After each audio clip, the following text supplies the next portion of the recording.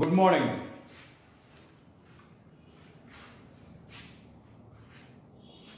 In today's class, we discuss about conditional probability. First of all, we are trying to understand what is conditional probability, and after that, we see the multiplication theorem of probability. So, before learning multiplication theorem of probability, first of all, we must have a clear-cut idea on what is conditional probability and what is conditional event. These are very important concepts. So, see, what is conditional probability? So, you have to observe, let A and B be two events associated with a random experiment. That means in a random experiment, there are two events A and B. Then the probability of occurrence of events under the condition that B has already occurred and P of B not equal to 0 is the conditional probability. Then the probability of occurrence of event A under the condition that B has already occurred and P of B not equal to 0 is the conditional probability, and it is denoted by P of A by B. That means you have to understand the definition. In a random experiment, there are two events A and B. Now, what the conditional probability means, the occurrence of an event A, is happened only after the occurrence of the event B. That means A and B అనేవి ఒక random experiment లో రెండు events అయినప్పుడు probability of occurrence of event A జరగడం అనేది దేని మీద depend అయ్యి అంటే అండర్ ద కండిషన్ ఏంటి ఆ కండిషన్ ఏ ఎప్పుడు జరుగుతుంది అంటే that B has already occurred B జరిగిన తర్వాత బి జరిగిపోయిన తర్వాత ఏ జరగడాన్ని అర్థమవుతుందా బి కండిషన్ జరగాలి అంటే నువ్వు ఏది సెపరేట్గా చూడకూడదు బి జరగాలి బి జరుగుతా ఏ జరగడాన్ని ఏమంటారు దాన్ని కండిషనల్ ప్రాబబిలిటీ అంటారు అర్థమవుతుంది అంటే occurrence of event happens only under the condition that be event has already occurred అంటే ఏ ఈవెంట్ జరగడం అనేది ఎప్పుడు జరుగుతుంది అంటే బి జరిగినప్పుడే ఏ కూడా జరుగుతుంది అనేటటువంటి దాన్ని ఏమంటారంటే కండిషనల్ ప్రాబబిలిటీ అంటారు. సో ఇక్కడ కండిషన్ ఏంటి బి జరిగాక బిని బట్టి ఏ జరగడం కాదు P of A by B కాబట్టి P of A by B అంటే conditional probability of event A under the condition that event B has already occurred B already జరిగిపోయి అప్పుడు ఏ జరగడాన్ని ఏ బై బి అంటారు. Reverse లో అయితే B జరగడాన్ని A జరిగిన తర్వాత అయితే P of B by A అర్థమవుతుందా. సో ఇది క్లియర్గా మీకు అర్థం చేసుకోవడానికి ఒక ఎగ్జాంపుల్ చెప్తాను. మీకు కండిషనల్ ప్రాపర్టీ అర్థం చేసుకోవడానికి ఒక ఎగ్జాంపుల్ చెప్తాను. సపోజ్ మనకు ఒక ప్యాక్ ఆఫ్ కార్డ్స్ ఉన్నాయి. ఎన్ని కార్డ్స్ ఉంటాయి? 52 కార్డ్స్ ఉంటాయి. ఈ 52 కార్డ్స్ లో ఒకటి ఇప్పుడు ఏ అనే ఈవెంట్ ఏంటంటే గెటింగ్ కింగ్ కార్డ్. ఏ అనే ఈవెంట్ ఏంటి అంటే getting king card. So king కార్డ్కి ప్రాబిలిటీ ఏమవుతుంది? మొత్తం 52 కార్డులు ఉన్నాయి. అందులోంచి ఒక కార్డు చెప్తున్నావు కాబట్టి బైలో 52 C1 అంటే 52. కింగ్స్ ఎన్ని ఉంటాయి? 4 ఉంటాయి కాబట్టి 4/52 ఈజ్ ఈక్వల్ టు 1/30. అదేవిధంగా బి అంటే రెడ్ కార్డ్ అనుకోండి. బి అనేది ఏంటంటే రెడ్ కార్డ్. ఇప్పుడు నాకు P of A by B కావాలి.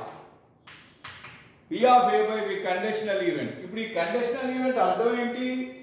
నువ్వు 52 కార్డ్స్ లోంచి ఒక కార్డు తీసినప్పుడు అది రెడ్ అయ్యి కింగ్ అవడానికి రెడ్ అవుతుంతో పాటు కింగ్ అవ్వాలి. అర్థమవుతుందా? ముందు రెడ్ అవ్వాలి, తర్వాత కింగ్ అవ్వాలి.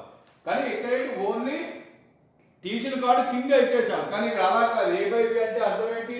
Probability of getting a king card, probability of getting a king card which is red condition అని. కాబట్టి ఇలాంటి కండిషన్లో ఇది ఏం చేయాలి మనం? అప్పుడు మీరు జాగ్రత్తగా ఆలోచించండి. ఒక ప్యాక్ మొత్తంలో ఎన్ని రెడ్ కార్డులు ఉంటాయి? 26 రెడ్ కార్డ్స్ ఉంటాయి. ఈ 26 ఏమవుతుంది? టోటల్ నెంబర్ ఆఫ్ ఛాన్సెస్ అవుతుంది. 26. సో ఇది 26 అవుతుంది. బి జరగడానికి ఎన్ని ఛాన్సెస్ ఉన్నాయి? 26 అది ఇక్కడ. మరి ఏ జరగడానికి ఎన్ని ఛాన్సెస్ ఉన్నాయి అంటే 4 కాదు. రెడ్ కార్డులో కింగ్లు అవడానికి ఎన్ని ఉన్నాయి అంటే 2. ఎందువల్ల? Only diamond king and heart king, ఈ రెండే రెడ్ కింగ్స్, కాబట్టి ఇది 2. సో దీని ఆన్సర్ వచ్చేసి 2/26 అంటే ఎంత అవుతుందండి? ఇది 1/30. ఇది 2/26 కాబట్టి దీని ఆన్సర్ ఏంటవుతుంది? 1/30. This is P of A by B. అర్థమైందా మీకు? ఇది ఎలాగో మళ్ళీ చెప్తున్నాను చూడండి. 52 కార్డ్స్లో కింగ్ కార్డ్ అంటే 4/52 ఎలా చేస్తాం? ఇది వేరు. A by B, B అనేది ఏంటి? Red card. ఇప్పుడు రెడ్ కార్డ్ అయితే కింగ్ అవ్వాలి. రెడ్ కార్డ్ తీసిన కార్డు రెడ్ అవ్వాలి. ఇప్పుడు రెడ్ అయితే అది కింగ్ అవడానికి ఎంత ప్రాబబిలిటీ? సో కాబట్టి రెడ్ అవడానికి ఏమో 26 ఛాన్సులు. అందులో రెడ్ అయ్యాక కింగ్ అవడానికి ఎన్ని ఛాన్సులు అంటే 2, కాబట్టి 2/6. కాబట్టి formula P of A by B అంటే యాక్చువల్గా ఫార్ములా ఏం చెప్తామంటే N of A intersection B అంటే ఈ రెండు కామన్ గా జరిగి ఎన్ని ఉన్నాయో చూసుకోవాలి by number of chances for B. N of B అంటే number of favours for B. B కి ఎన్ని ఫేవర్స్ ఉన్నదో అది బై. కాబట్టి P of A by B అంటే N of A intersection B by N of B. అదే P of B by A అన్నారు అనుకోండి. P of B by A అంటే ఏమవుతుంది? N of A intersection B by N of A. అర్థమైందా? So ఇదే మీరు అర్థం చేసుకోవడానికి ఇంకా క్లియర్గా వెన్ డయాగ్రామ్ లో కూడా చెప్తాను చూడండి. సో వెన్ డయాగ్రామ్ ఏంటంటే మీరు అర్థం చేసుకుంటే ఇది ఒక ఈవెంట్ ఏ శాంపుల్ స్పేస్ లో, ఇది ఒక event B. So this is one, ఇదంతా బి, ఇదంతా ఏంటంటే బి. బిలో మళ్ళీ ఇది ఒకటే ఏ ఇంటర్సెక్షన్. ఇప్పుడు చూడండి, ఇప్పుడు P of A by B కావాలి అనుకోండి. A by B కావాలనుకోండి. ముందేంటి బికి ఈ మొత్తం అంతా కూడా బికి అంతా ఛాన్స్ ఉంది. సో బైలో N of B. మరి B జరుగుతా B అవుతా A జరగాలి అంటే ఏంటి? B అవ్వాలి, A కూడా అవ్వాలి. అలాంటి ఛాన్స్ దేనికి మాత్రమే ఉంటుంది? ఈ పార్ట్కి మాత్రమే ఉంటుంది. సో ఈ పార్ట్ ఏంటంటే A intersection B. So this is N of A intersection B. అర్థమైందా? ఇలా వెన్ డయాగ్రామ్ ద్వారా కూడా మీరు అర్థం చేసుకోవచ్చు. ఈ పార్ట్ వచ్చేసి A ఇంటర్సెక్షన్ B. కాబట్టి B కండిషన్ జరుగుతా Bలో Aకి ఎన్ని ఫేవర్స్ ఉన్నాయో నువ్వు చూసినట్టయితే అప్పుడు దాన్ని ఏమంటారంటే conditional probability. So conditional probability అంటే అర్థం ఏంటి అంటే ఒక ఈవెంట్ జరగడం అనేది ఇంకొక ఈవెంట్ మీద డిపెండ్ అయ్యి, అంటే ఇంకొక ఈవెంట్ జరిగిన తర్వాత ఈ ఈవెంట్ జరగాలి. అంటే ఇప్పుడు ప్యాక్లోంచి ఒక కార్డు తీసినప్పుడు అది రెడ్ అయ్యి కింగ్ అవ్వాలి, రెడ్ అయ్యి కింగ్ అవ్వాలి. అందుచేత ముందు రెడ్ అయ్యి కింగ్ అవ్వాలి. రెడ్ అవ్వడం అనేది కండిషను, కింగ్ అవ్వడం మన ప్రాబబిలిటీ. కానీ P of A by B. అర్థమైందా? ఇది ఫార్ములా, ఇది కండిషనల్ ప్రాబబిలిటీ. మీకు అర్థమైందా? సో ఇంకా క్లియర్గా మీకు అర్థం కావడానికి ఇంకా క్లియర్గా ఈ డెఫినేషన్స్ అన్ని మీరు బుక్లో రాసుకున్నాయో, no problem to note down. మీకు ఇంకా క్లియర్గా అర్థం అవడానికి ఒక ప్రాబ్లం చూద్దాం మనం. ఒక ప్రాబ్లం చూస్తే మీకు ఎలాగ ఈ మల్టిప్లికేషన్ కండిషనల్ ప్రాబబిలిటీని అర్థం చేసుకోవచ్చు అనేది ఇంకొంచెం క్లారిటీ రావడానికి మీకు ఒక ప్రాబ్లం నేను చెప్తాను, మీరు చూడండి. ఈ ప్రాబ్లం అర్థం చేసుకోండి ఫస్ట్ ఆఫ్ ఆల్. సో ఇక్కడ ఉన్నటువంటి ఈ ప్రాబ్లంను మీరు అబ్జర్వ్ చేయండి. A die is thrown twice అంటే ఒక డైని 2 సార్లు ఎగరేశారు. ఎగరేసినప్పుడు and the sum of the numbers appearing is observed to be 6. ఒక డైని ఎగరేశారు, అందు మీద పడ్డ ఆ sum of the faces and the 2 dice is 6. అంటే ఆ 2 డైస్ మీద పడ్డ ఆ చుక్కల మొత్తం 6 అవుతా ఉంది. అయితే what is the probability that the number 4 has appeared at least once. అయితే అలా సమ్ 6 అవుతున్నప్పుడు కనీసం ఒక్కసారైనా అట్లీస్ట్ ఒకటైనా, అంటే 2, ఇప్పుడు సపోజ్ 1 5 పడింది అనుకోండి, టోటల్ 6. అలా 2 4 ఇలాగ పడుతూ ఉంటాయి, 3 3 6 ఇలాగ. అయితే వాడు అడిగేది ఏంటంటే మనల్ని దేనికి ప్రాబబిలిటీ అడుగుతున్నారంటే అలా 6 అవుతున్నప్పుడు అట్లీస్ట్ ఒక్కటైనా 4 అవడానికి ప్రాబబిలిటీ అంతా అడుగుతున్నారు. సో ఇక్కడ ముందు 2 ఈవెంట్లు. మొట్టమొదటి ఈవెంట్ ఏంటి అంటే కండిషన్ ఏంటి అంటే ముందు టోటల్ సమ్ 6 అవ్వాలి. టోటల్ సమ్ ఏమవ్వాలి 6 అవ్వాలి.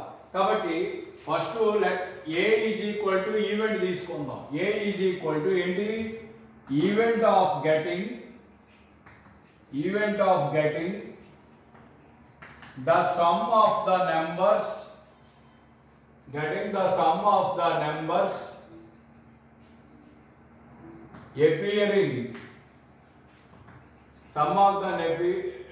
appearing is observed to be 6. ఇది ఏ అనే ఈవెంట్ ఏంటి? ఏ అనే ఈవెంట్ ఏంటి అంటే ఆ డై ఎగరేసినప్పుడు పడ్డటువంటి ఆ సమ్ము, రెండు ఫేసెస్ మీద ఉన్న వాటి యొక్క సమ్ము 6 అవడం అనేది ఏ అనే ఈవెంట్. బి అనే ఈవెంట్ ఏంటి? ప్రాబబిలిటీ. బి అనేది ఈవెంట్ ఆఫ్ గెటింగ్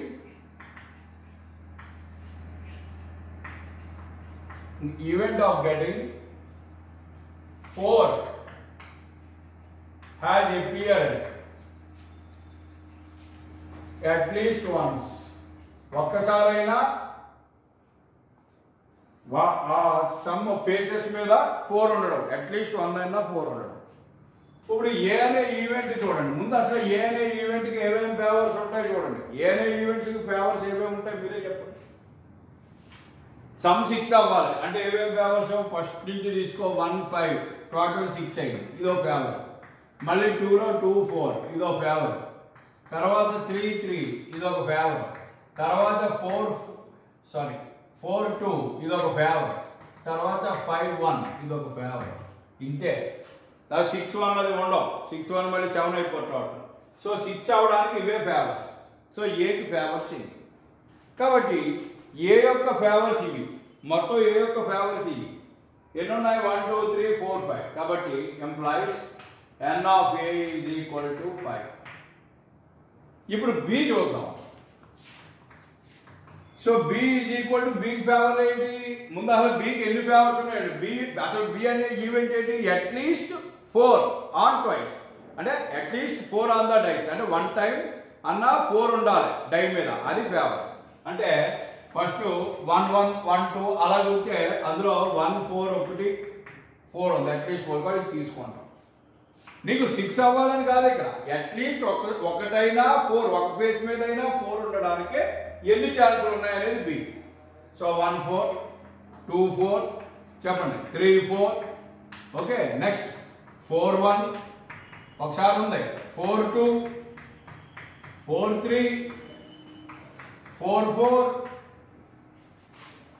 4 5 4 6. మళ్ళీ 5 వచ్చేటప్పటికి 5 1 కుదరదు, 5 4 ఒకటే ఛాన్స్. మళ్ళీ లాస్ట్ 6 4. ఇవి ఛాన్సెస్, ఇవి బి. కాబట్టి ఎంప్లాయీస్ ఇక్కడ n of b is equal to ఎన్ని ఉన్నాయి మొత్తం లెక్కండి? 1 2 3 4 5 6 7 8 9 10 11. These are 11. ఎన్ని ఉన్నాయి? 11 ఉన్నాయి. ఇప్పుడు ఏ ఇంటర్సెక్షన్ బి ఎన్ని అనేది కూడా నువ్వు ఇక్కడ రాసుకో. ఏ ఇంటర్సెక్షన్ బి అంటే ఇందులోని కామన్ గా ఉన్నాయి చూడండి. దిస్ ఈజ్ 1 2 4 4 2 4 2 తప్ప ఇంకేం ఉండవు. ఎందువల్ల మిగిలిన ఇందులో 4 లేదు, ఇందులో అన్ని 4లు ఉన్నాయో ఉంటాయి కాబట్టి రావు. సో రెండే common. So A intersection B అంటే 2 4 4 2. సో ఎన్ని? n of a intersection B is equal to 2. ఇప్పుడు ఏమడుగుతున్నారు? పి ఆఫ్ ఏమడుగుతున్నారు నిన్ను? B by A. ఏంటి? సమ్మ ఆర్ అయినప్పుడు రెండు ఆ డై మీద ఉన్న రెండు ఫేసుల యొక్క సమ్మ 6 అయినప్పుడు అందులో అట్లీస్ట్ 1 అయినా 4 ఉండడం అనేది ఇది. కాబట్టి బి. కాబట్టి P of be with under this condition. కాబట్టి పి ఆఫ్ బి బై ఏ అడుగుతున్నారు. పి ఆఫ్ బి బై ఏ ఎందుకు అడుగుతున్నారు అర్థమైందా? నేను అడిగింది ఏంటి? నీకు అట్లీస్ట్ ఒకటైనా 4 ఎప్పీర్ అవ్వాలి. ఎప్పుడు ఎప్పీర్ అవ్వాలి? సమ్ 6 అవుతా అట్లీస్ట్ ఒకటైనా 4 అవ్వాలి. కాబట్టి కండిషన్ ఇది, సమ్ 6 అవ్వాలి, కావాల్సింది అట్లీస్ట్ ఒకటైనా 4 అవ్వాలి. కాబట్టి P of B by A formula. So P of B by A అంటే ఆల్రెడీ మీకు చెప్పాను, N of A intersection B by బైలో ఏది ఉంటే అది N of A. ఇది ప్రాబబిలిటీ. కాబట్టి N of A intersection B ఎన్ని ఉన్నాయండి? 2 ఉన్నాయి. కాబట్టి N of A ఎన్ని ఉన్నాయి? 5 ఉన్నాయి. So the conditional probability P of B by A is equal to 2 by 5. మీకు అర్థమైన కండిషనల్ ప్రాబబిలిటీ అనేది ఎలా కట్టాలి? సో ఇక్కడ 2 డైస్ ఎగరేశారు. ఆ 2 డైస్ ఎగరేసినప్పుడు వాళ్ళే ఒక మాట చెప్పేస్తున్నారు, సమ్ ఆన్ ద ఫేసెస్ 6 అయింది. అయితే సమ్ ఆన్ ద ఫేసెస్ 6 అవుతా వాటి మీద అట్లీస్ట్ ఒకటైనా 4 ఉండడానికి ప్రాబబిలిటీ ఎంత అని అడుగుతున్నారు. కాబట్టి సమ్ 6 అవడం అనే ఈవెంట్ ఏ అని తీసుకుంటే అసలు సమ్ 6 అవడానికి 2 కాయిన్లు ఎగరేసినప్పుడు ఎన్ని ఛాన్సెస్ ఉన్నాయంటే ఈ 5 ఛాన్సెస్ ఉన్నాయి. ఇప్పుడు ఈ 6 అవుతుండగా అట్లీస్ట్ 4 ఒకదాని మీద అయినా 4 ఉండాలంటున్నారు. అసలు అట్లీస్ట్ 4 అవడానికి ఎన్ని ఛాన్సులు ఉన్నాయి సెపరేట్గా ఆలోచిస్తే అట్లీస్ట్ ఇందాక కార్డులు చెప్పినప్పుడు కింగ్ అవడానికి 4 ఛాన్సులు పక్కన పెట్టేస్తే తర్వాత రెడ్ అవడానికి ఎన్ని ఛాన్సులు? మొత్తం 26 ఛాన్సులు ఉన్నాయి. కాబట్టి అలాగా ఇక్కడ అట్లీస్ట్ ఒకటైనా 4 అవడానికి ఎన్ని ఛాన్సులు ఉన్నాయంటే 1 4 2 4 3 4 4 1 4 2 4 3 4 4 రెండు 4లు కూడా వచ్చి అట్లీస్ట్ 1 అన్నాడు. కాబట్టి 4 5 4 6 5 4 5 6 4 ఇలా మొత్తం ఇవి 11 ఛాన్సులు ఉన్నాయి. అయితే ఇప్పుడు మనం అతను అడిగేది ఏంటంటే ఏ ఇంటర్సెక్షన్ బి కూడా కట్టుకున్నాం అంటే ఈ రెండింటికి కామన్గా ఈ రెండే ఉన్నాయి, N of A intersection B. అర్థమైందా? కాబట్టి ఈసారి వెన్ డయాగ్రామ్ కూడా మీరు అర్థం చేసుకుంటే ఈ వెన్ డయాగ్రామ్ ఇది ఏ ఇది బి అని అనుకుంటే ఏ బి అని అనుకుంటే మీరు జాగ్రత్తగా అర్థం చేసుకోండి. అసలు ఏకి ఎన్ని ఛాన్సులు ఉన్నాయి? మొత్తం ఏకి ఎన్ని ఛాన్సులు ఉన్నాయి? మొత్తం 5. అంటే ఈ మొత్తం ఈవెంట్గా 5 ఛాన్సులు ఉన్నాయి. 5 ఛాన్సులు ఉన్నా 2 ఇక్కడ ఉన్నాయి, 3 ఇక్కడ ఉన్నాయి, మొత్తం 3 + 2 5 ఛాన్సులు దీనికి. బికి ఎన్ని ఛాన్సులు ఉన్నాయి? 11 ఉన్నాయి. 11లో ఇంటర్సెక్షన్లో 2 ఉంటాయి, బయట 9 ఉంటాయి. అర్థమవుతుందా? ఇది ఇప్పుడు మనల్ని అడిగింది ఏంటంటే P of B by A అడిగారు. Formula N of A intersection B by N of A. కాబట్టి N of A intersection B అంటే 2, N of A అంటే ఎంత? 3 + 2 5. So 2 by 5 is the required probability. అర్థమైందా? సో ఇది మీరు సమయం ఎక్కించుకోకర్లేదు, మీకు కండిషనల్ ప్రాబబిలిటీ అర్థం అవ్వడానికి చెప్పాను అంతే. ఓకేనా? సో ఇది జాగ్రత్తగా గుర్తుపెట్టుకొని ఒకసారి మళ్ళీ కాన్సెప్ట్ అర్థం అవ్వకపోతే ఇక్కడ పాజ్ చేసి ఒకసారి రిపీట్ చేసి చూసుకోండి. ఇప్పుడు కండిషనల్ ప్రాబబిలిటీ గురించి మనం చెప్పుకున్నాం. నెక్స్ట్ ఇంపార్టెంట్ థియరం ఈరోజు మల్టిప్లికేషన్ థియరం ఆన్ ప్రాబబిలిటీ. అదేంటో చెప్తాను, జాగ్రత్తగా అర్థం చేసుకోండి. ఒకవేళ కండిషనల్ ప్రాబబిలిటీ గురించి ఇంకొంచెం క్లారిటీ కావలిస్తే మీరు ఇక్కడ పాజ్ చేసి ఒకసారి మళ్ళీ ఇక్కడ దాకా చెప్పిన క్లాస్ని ఇంకొకసారి రివైండ్ చేసుకుని విని ఆ తర్వాత మల్టిప్లికేషన్ థియరం ఆన్ ప్రాబబిలిటీ చూడండి.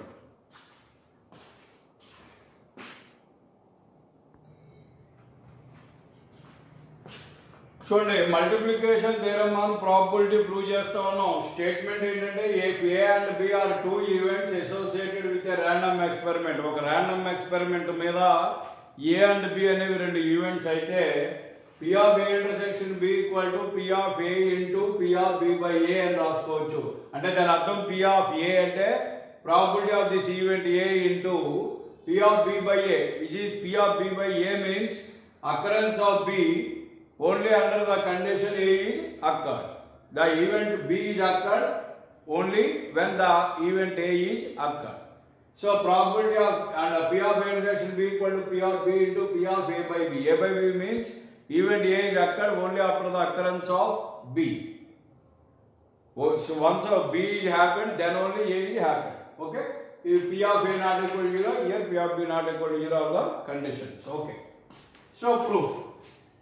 You have to observe one thing that capital A B అక్కడ ప్రూఫ్లో మీకు ఆల్రెడీ మీరు రాసుకున్న ప్రూఫ్లో ఫస్ట్ పారాగ్రాఫ్ ఉంటుంది. ఆ పారాగ్రాఫ్ యొక్క అర్థం ఏంటో చూసుకోండి.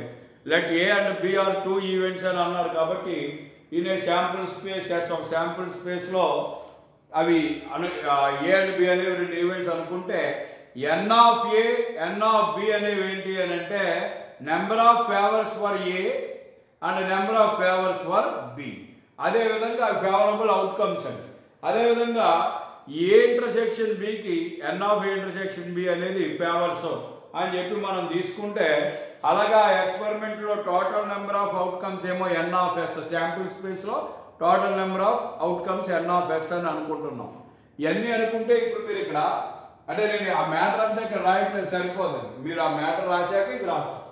సో ఇప్పుడు suppose probability of event A అనుకోండి. పి ఆఫ్ ఏ అంటే ఏమనొచ్చు, number of points in sample space N of S పైన number of favours for A, కాబట్టి N of A by N of S, ఇది పి ఆఫ్ ఏ అంటే.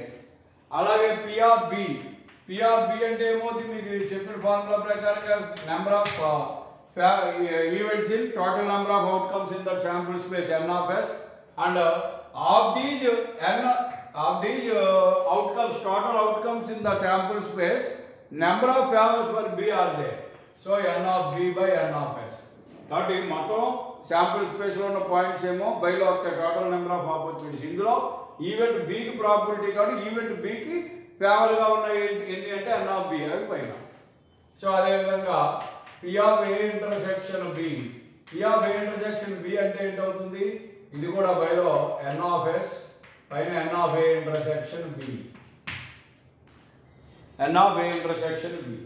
అదేవిధంగా మనకి తెలిసినటువంటి ఫార్ములాస్ ఇందా కండిషనల్ ప్రాపర్టీ ప్రకారంగా P of A by B అంటే ఏమవుతుంది, P of A by B అంటే మీకు ఇందా చెప్తాను, P of A by B అంటే ఏంటవుతుంది, బైలో దీని యొక్క ఫేవర్స్ మొత్తం టోటల్ n of B.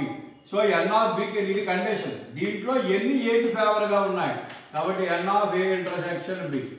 ఇందులో ఎన్ని ఏకి ఫేవర్ ఉన్నాయంటే ఆల్రెడీ బికి కూడా ఫేవర్ కాబట్టి A intersection B, N of A intersection B by N of B and P of B by A. P of B by A అంటే మీరు ఏమని చెప్పొచ్చు, ఇదే విధంగా N of A intersection B by N of A, N of A. ఇది ఇప్పుడు మనం now consider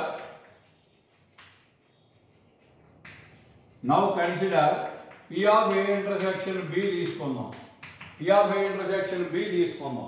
ఇక్కడ P of A intersection B is equal to ఇదని ప్రూవ్ చేయాలి కాబట్టి P of A intersection B తీసుకుందాం. మనకి ఈ ఫార్ములా నుంచి P of A intersection B అంటే మీకు ఏమని తెలుసు, n of A intersection B by n of S, n of A intersection B by n of S అని తెలుసు. ఇప్పుడు దీన్ని మనం ఏం చేస్తున్నామంటే multiply it with multiply and divide it with దీన్ని n of A తో మల్టిప్లై చేసి డివైడ్ చేస్తాం, దేంతో n of A తో. అప్పుడు ఇది ఏమవుతుంది, P of A intersection B is equal to n of A intersection B by n of S into, ఇప్పుడు దీన్ని దేంతో మల్టిప్లై చేసి డివైడ్ చేస్తాం, n of A తో మల్టిప్లై చేసి డివైడ్ చేయడం అంటే into n of A multiplication by division n of A ఇలా రాయొచ్చు. ఈజ్ ఈక్వల్ టు దీన్ని రెండు కింద విడగొడదాం, ఎలా విడగొడదాం అంటే n of A intersection B by n of A దీనికి బైలో రాసి, ఇంకా న్యూమరేటర్లో మిగిలిపోయిన n of A డినామినేటర్లో మిగిలిపోయిన n of S ఈ పక్కన రాసుకుంటాం, ఎలా అయినా రాసుకోవచ్చు. Okay, is equal to so n of A by n of S అంటే నువ్వు ఏమనొచ్చు, P of A into n of A intersection B by n of A అంటే P of B by A. So P of A intersection B equal to P of A into P of B by A. అర్థమైందండి. And always you tell that P of A which is greater than 0 or not equal to 0 ఏదైనా ఉంటుంది. అర్థమైందండి. ఎందుకంటే negative probability అసలు ఉండదు, 0 కాదు అంటే అర్థం ఏంటి, ఖచ్చితంగా greater than 0 or not equal to 0. ఓకేనా. నెక్స్ట్, సో ఇది మల్టిప్లికేషన్ థియరం మన ప్రాబిలిటీలో ఫస్ట్ది. సేమ్ ఇదే విధంగా సెకండ్ది కూడా మీరు చాలా సింపుల్గా ప్రూవ్ చేయొచ్చింది కూడా. ఇది అలాగా సేమ్ ఇదే కన్సిడర్. మళ్ళీ నౌ కన్సిడర్, మీకు అర్థం అవడానికి now consider P of A intersection B is equal to ఏంటి, n of A intersection B by n of S. ఇప్పుడు ఇందాక multiply and divide it with n of a చేసావు, ఇప్పుడు n of b చేయండి. n of b తో multiply చేసి divide చేశారు అనుకో, ఇప్పుడు ఏమవుతుంది? therefore p of a intersection b equal to n of a intersection b by n of s into n of b by n of b. So దీన్ని pairing ఏ రకంగా చేస్తారో n of b ని దీని బైలో రాసి దీన్ని దాని బైలోకి మార్చుకుంటే ఫస్ట్ n of b రాస్తున్నాను బై n of s.